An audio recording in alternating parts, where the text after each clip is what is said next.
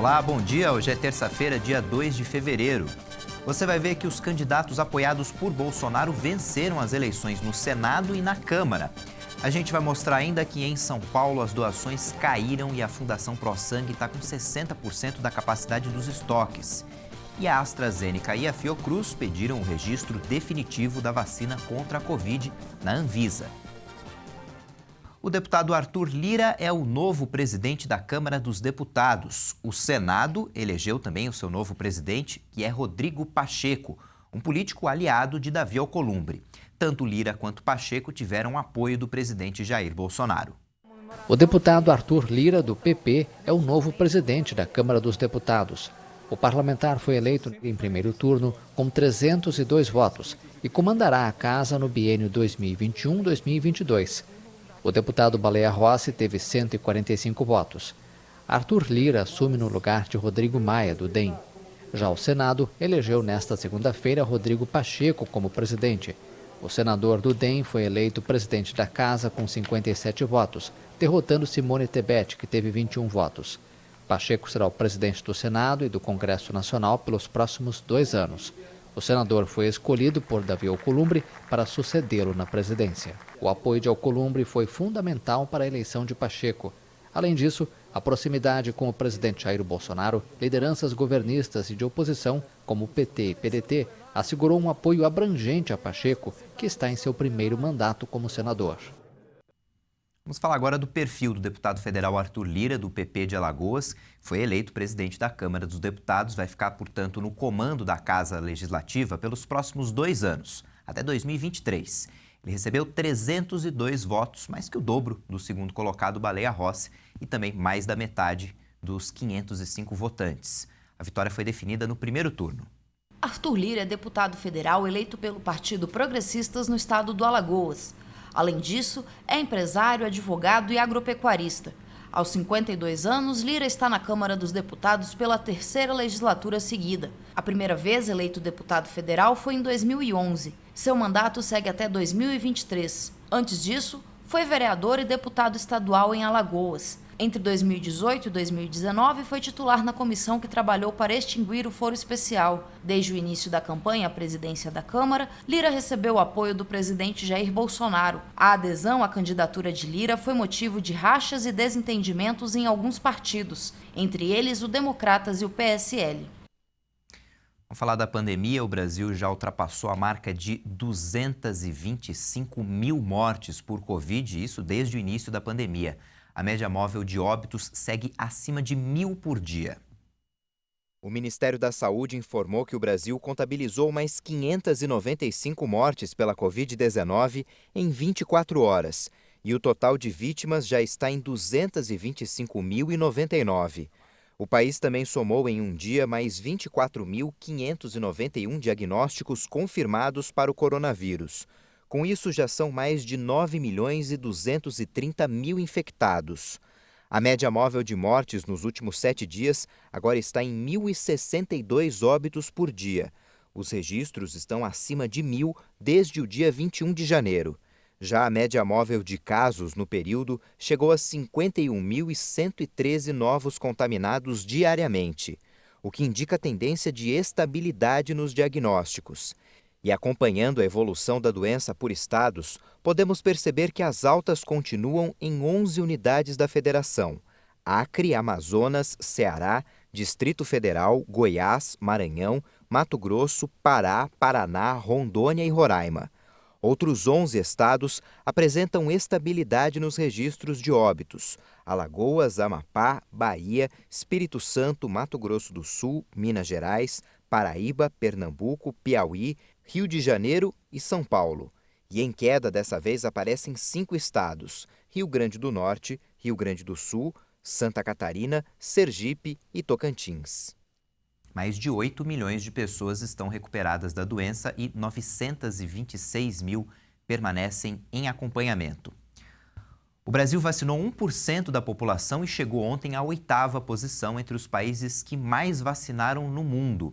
E mesmo assim, o ritmo de vacinação no país ainda não atingiu a capacidade de outras campanhas nacionais. Segundo o Ministério da Saúde e as secretarias estaduais, até agora foram imunizados contra a Covid-19 2.292.551 brasileiros.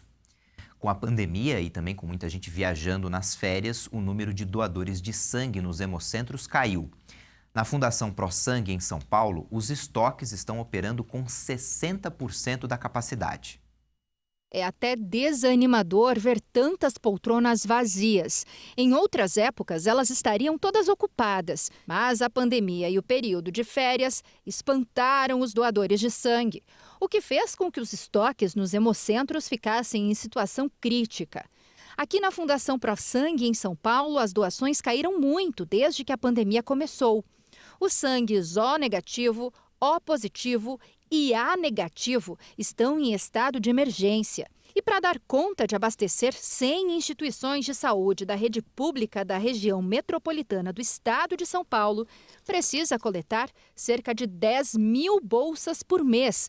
Meta que há tempos não é alcançada. Embora a gente esteja em pandemia, férias, os procedimentos não param. As cirurgias continuam, os acidentes continuam, os procedimentos continuam. Então, as pessoas adoecem da mesma forma, então a demanda não diminui, né? Então, a gente pede para quem puder vir doar. A Samanta soube que a Fundação ProSangue estava precisando de doações.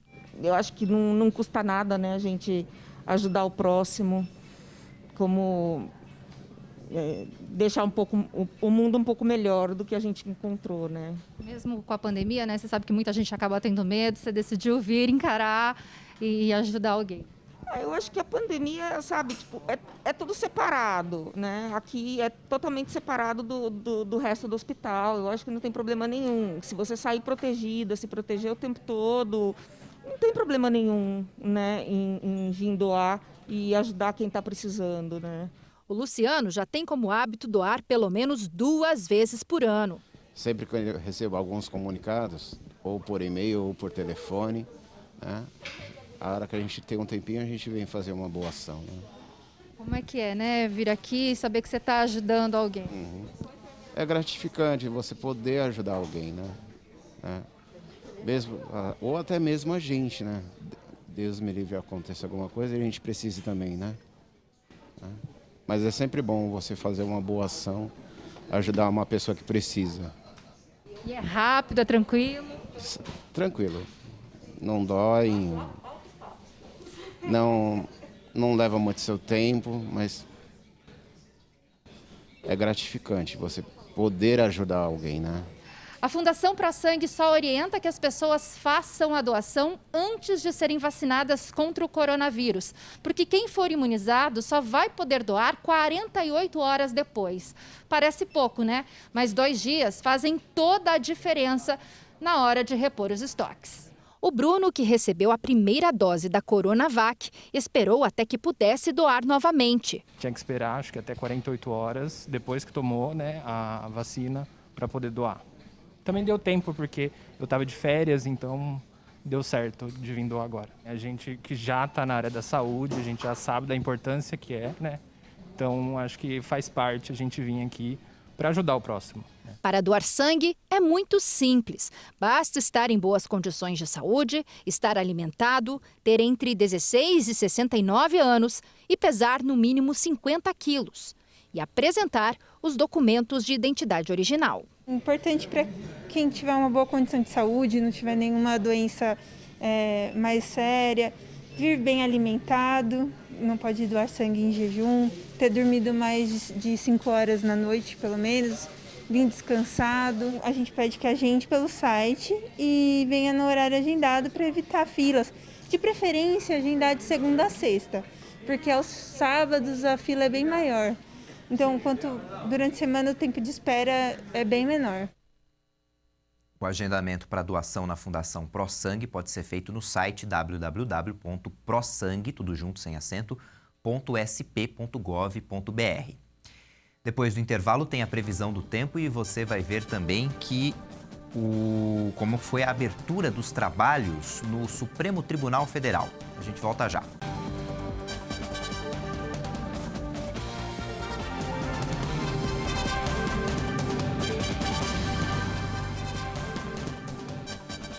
Estamos de volta às 8h46 no horário de Brasília. A gente volta a falar das eleições na Câmara e no Senado.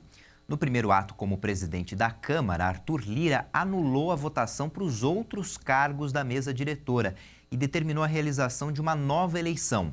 São cargos como vice-presidentes, secretários e suplentes. O bloco de Arthur Lira afirma que partidos do bloco de Baleia Rossi, seu adversário ontem, se inscreveram depois do prazo que terminava ao meio-dia. Aliados de Rossi informaram que vão recorrer ao Supremo Tribunal Federal. Agora vamos conhecer o perfil de Rodrigo Otávio Soares Pacheco, de 44 anos, eleito ontem o novo presidente do Senado. Nascido em Porto Velho, Rondônia, Rodrigo Pacheco se formou em Direito pela PUC de Minas Gerais. Como advogado criminalista, fez parte da defesa de um ex-diretor do Banco Rural no julgamento do Mensalão e também ocupou cargos na Ordem dos Advogados do Brasil, como mais jovem conselheiro federal entre os anos de 2013 e 2015. Eleito deputado federal pelo MDB em 2014, votou pelo impeachment da ex-presidente Dilma Rousseff, presidiu a Comissão de Constituição e Justiça e esteve à frente do colegiado durante a análise de denúncias contra o ex-presidente Michel Temer. Em 2018, começou seu primeiro mandato como senador, mesmo ano que se filiou ao Partido Democratas, sendo o atual presidente do Diretório da Legenda do Estado. Aliás, já foi líder do DEM. Rodrigo Pacheco é herdeiro de empresas de transporte rodoviário de Minas Gerais. Nas eleições de 2018, o então candidato declarou à Justiça Eleitoral ter 22.800.000 reais em bens. Hoje, em grande parte do país, existe risco de pancadas de chuva, aquelas típicas de verão, seguida de calor intenso. A gente vai conferir agora como é que fica o tempo em todo o Brasil.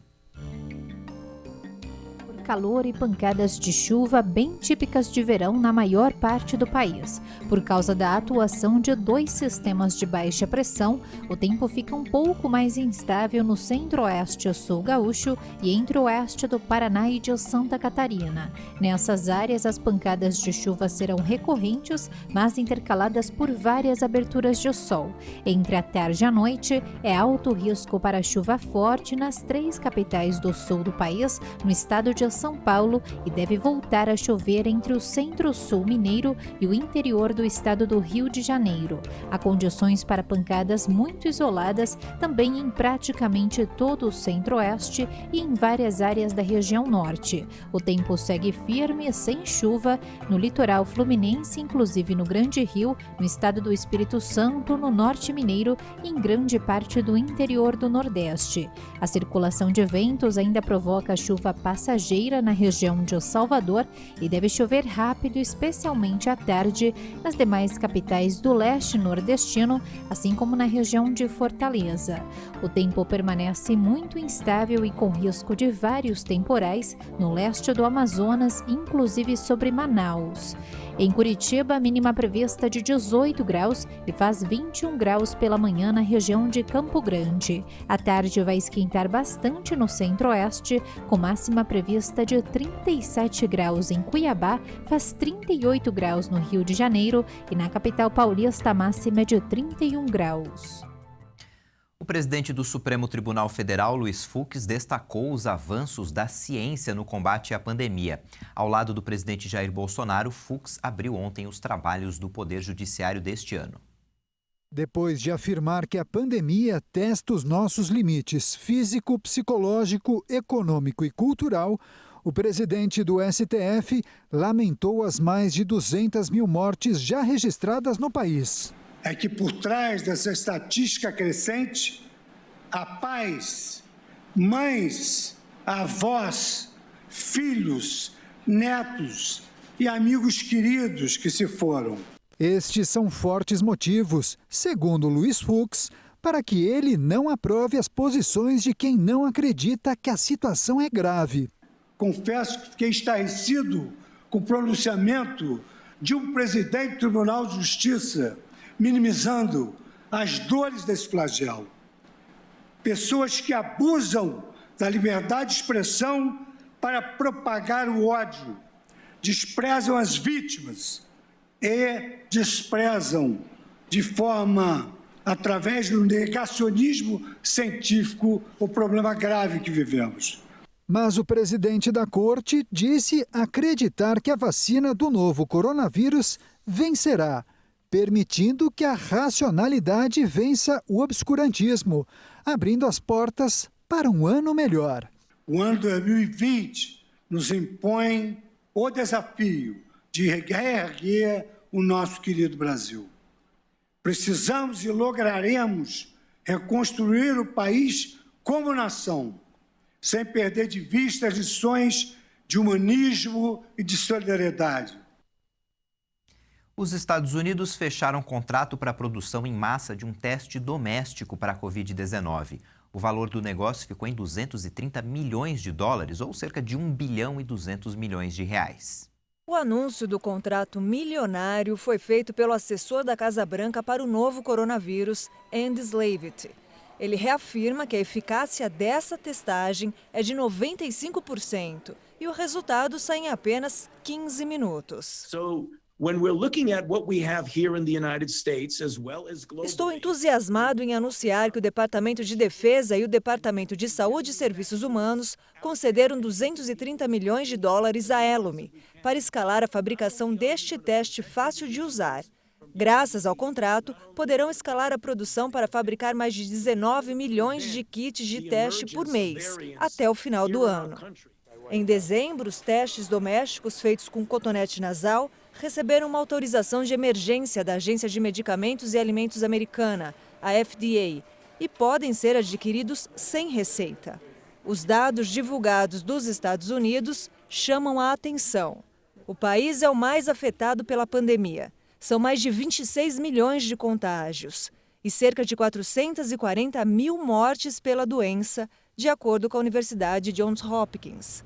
E o país é também, segundo o site de dados Our World in Data, o que mais vacinou contra o coronavírus, com mais de 31 milhões de americanos já imunizados. O laboratório britânico AstraZeneca e a Fundação Oswaldo Cruz pediram à Agência Nacional de Vigilância Sanitária o registro definitivo da vacina contra a Covid-19, para permitir assim a produção em larga escala no Brasil. Em um comunicado, a presidente da Fiocruz, Nízia Trindade Lima, afirmou que o pedido é mais um passo fundamental no enfrentamento à pandemia. A solicitação acontece em meio ao crescimento de casos da Covid-19 no Brasil e ao temor de que a nova variante surgida no Amazonas esteja se espalhando pelo resto do país. Até agora, a Anvisa só aprovou o uso emergencial de 2 milhões de doses importadas da Índia da vacina da AstraZeneca e de outros 10 milhões da Coronavac, desenvolvida pelo laboratório chinês Sinovac e o Instituto Butantan. A Anvisa tem 60 dias para dar o parecer à Covishield, a vacina da Universidade de Oxford e da AstraZeneca, mas afirmou que vai dar total prioridade à análise para concluir no menor tempo possível. Segue preocupante a crise política em Mianmar. O exército derrubou o governo eleito, prendeu líderes políticos, fechou o acesso à internet e suspendeu os voos ao país. O Conselho de Segurança da ONU marcou uma reunião de emergência para hoje. Diferentes órgãos da Organização das Nações Unidas se posicionaram após o golpe de Estado ocorrido em Mianmar. O escritório do Alto Comissionário para Direitos Humanos se mostrou gravemente preocupado com a situação no país asiático e o Conselho de Segurança da ONU marcou uma reunião de emergência sobre a situação. Relatórios do Alto Comissionário indicam que pelo menos 45 pessoas foram detidas. Isso indicou a porta-voz Ravina Shamdasani. O Alto Comissionário está gravemente preocupado com a situação em Mianmar, após a remoção do governo civil e a detenção arbitrária de dezenas de líderes políticos, defensores dos direitos humanos, jornalistas, ativistas e outros pelos militares de hoje. A secretária de imprensa da Casa Branca, Jen Psaki, já adiantou que os americanos vão rever imediatamente as sanções suspensas nos últimos anos contra Mianmar. O presidente dos Estados Unidos, Joe Biden, pediu ao exército do país que renuncie imediatamente ao poder. O príncipe Harry será indenizado pelo jornal britânico Mail on Sunday, que o acusou de desprezar militares depois de abandonar as responsabilidades como membro da família real. O neto da Rainha Elizabeth II processou o grupo que publica o jornal por difamação em relação a 2 artigos publicados em outubro que alegavam que ele não mantinha contato com os militares desde março. O Supremo Tribunal de Londres validou um acordo que resolve o processo, que define que o grupo de imprensa reconhece que as alegações eram falsas e estabelece uma indenização. O valor não foi divulgado. Os fundos vão ser destinados para a Invictus Game Foundation, entidade criada por Harry para ajudar ex-soldados com deficiências. Depois da retirada da monarquia britânica no ano passado, Harry e a esposa Meghan se mudaram para a Califórnia com o filho do casal, Archie, nascido em maio de 2019. Como consequência, o príncipe teve de renunciar às funções militares. O São Paulo demitiu ontem o técnico Fernando Diniz. O ex-jogador Raí, que estava na função de diretor técnico, decidiu deixar o clube. A gota d'água foi a derrota por 2-1 no domingo para o Atlético Goianiense. O São Paulo era líder do Campeonato Brasileiro, chegou a abrir 7 pontos à frente do segundo colocado, mas agora vem numa sequência ruim e ainda não venceu esse ano. Hoje, o São Paulo está em 4º lugar na tabela, com uma pequena chance de ser campeão. E ontem, pelo Campeonato Brasileiro, o Flamengo foi até o Recife e contou com uma noite inspirada de Gabigol para vencer o Sport por 3-0. Gabigol, Bruno Henrique e Pedro participaram das principais jogadas ofensivas e foram os responsáveis pelos 3 gols do jogo. Com esse resultado, o Flamengo assumiu a vice-liderança da competição com 61 pontos, 4 a menos do que o líder internacional. O Sport segue colado na zona de rebaixamento. O time é o primeiro colocado acima do Z4, está com 36 pontos, está na mesma pontuação do Fortaleza, que, aliás, é o time que abre o grupo dos 4 últimos do Brasileirão. Essa edição fica por aqui, daqui a pouco tem outras informações com a Daniela Parisi, às 10 da manhã no horário de Brasília. E eu lembro que no YouTube você pode rever nossas reportagens. Tchau, bom dia.